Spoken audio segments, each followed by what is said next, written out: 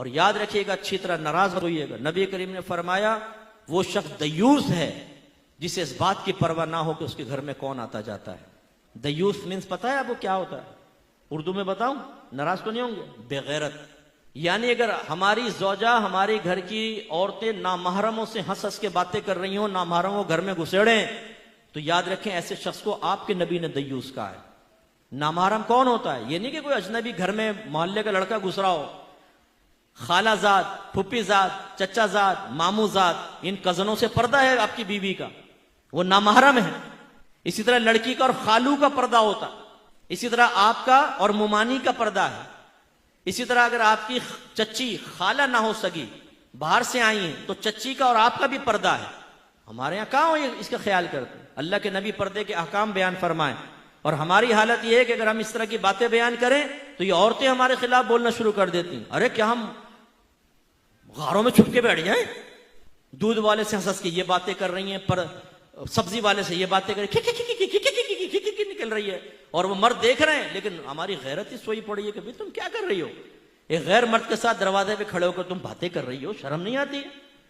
बीबी फातिमा रज़ी अल्लाह ताला अन्हा, जिगर गोशा रसूल का आलम यह था कि आपने अपनी खादिमा से पूछा, ये बताओ हबशा में लोगों को, औरतों को दफन कैसे किया जाता था?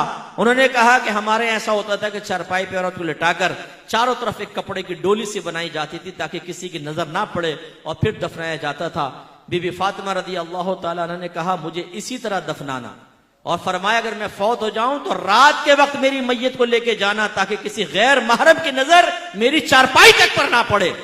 वो बीबी फातिमा नबी करीम सल्लल्लाहु अलैहि वसल्लम की बेटी, तरबियत याफ्ता, ये कहे, और ये बीबी फातिमा को मानने वाली, उनकी न्याज़ें खाने वाली, ये कहे कि हम पर्दा नहीं करेंगी, और घर का वो सरपरस्त बेवकूफ किस्म का वो कहता है कि जी मैं परमिशन देता हूं तुम बगैर पर्दे के घूमो फिरो।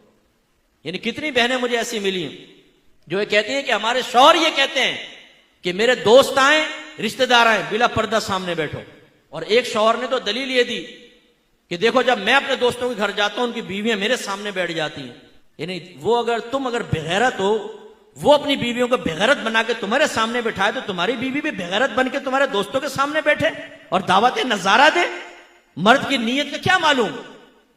हम में से कितने ऐसे बैठे होंगे जो लोगों के सामने बड़े यूं मोहताज बनते, लेकिन टेढ़ी टेढ़ी आंखों से शादी ब्याह के अंदर सब देख लेते हैं ना। लाल वाली कपड़े वाली देख, अच्छा कर रहे यूं होंगे, उंगलियों के झरोके से देख लेंगे। और बीवी साथ बैठे होगी स्कूटर पे, पता है बीवी बैठी हो तो टेढ़ी आंखों से देखेगा ना वो साथ में जाती हुई औरत को, बातों का टकरा भी जाते हैं गाड़ियों से। तो जब हमारी नीयतों में इतना फतूर है कि शैतान कुछ ना कुछ डाल देता है, तो आपने कैसे समझा कि घर की औरत के शैतान से बिल्कुल पाको साफ हो गई? शैतान उसके जहन में ख्याल नहीं डाल सकता, गैर मर्द की तरफ उसकी तवज्जो नहीं जा सकती। यह हमारी जिम्मेदारी है कि हम उसको रोकें। नबी करीम तो ये करें और हम ना करें, गलत चीज है ना। एक मरतबा नबी करीम सल्लल्लाहु अलैहि वसल्लम हुजरे में दाखिल हुए, सईदा आयशा सिद्दीका रज़ी अल्लाह तआला अन्हा के पास एक शख्स को बैठे हुए देखा, चेहरे अनवर का रंग बदल गया, जलाल के आसार नुमाया हुए। सईदा आयशा ने अर्ज़ किया, रसूलल्लाह ये मेरे रिज़ाई भाई हैं, यानी हमने एक ही माँ का दूध पिया है।